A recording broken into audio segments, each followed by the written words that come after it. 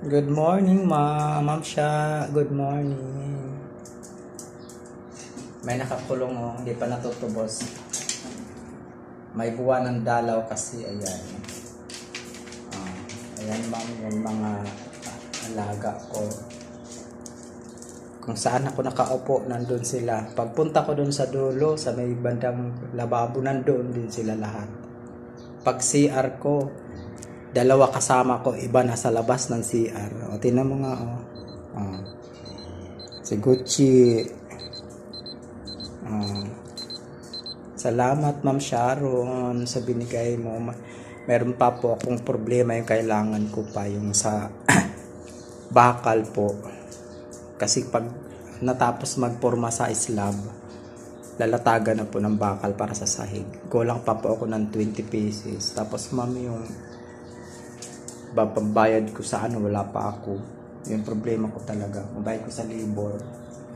Kahit pa paano, nabawasan na yung stress ko kasi alam ko may malilipatan na itong mga alaga ko. Maraming salamat, ma'am. Kasi dati nung hindi pa nagagawa na umpisahan yung bahay, naisip ko kung saan ko sila ilalagay. Kasi dito, ilang beses na kami na lumipat, nakikiusap lang kami.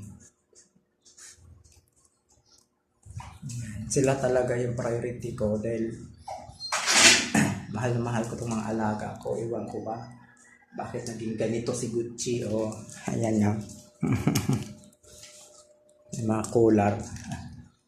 Silala, nakakilay. Maraming salamat, ma'am. Isin ko na lang po mamaya yung bibili na simento. 20 pesos na po. Yung sa simento po, buo na. Meron na. Kasi sa pinadala mo kahapon. Tapos yung kailangan ka pa yung sa bakal. Tapos yung magbayad sa naggagawa. Kasi dalawa sila yung may bayad lang. Yung isa kasi yung partner ko. Kaya hindi ako nakakapag trabaho dahil walang maiwan dito. Yung partner ko nandun siya kasama. Tapos yung isang mason, yun ang may bayad. Salamat, ma'am.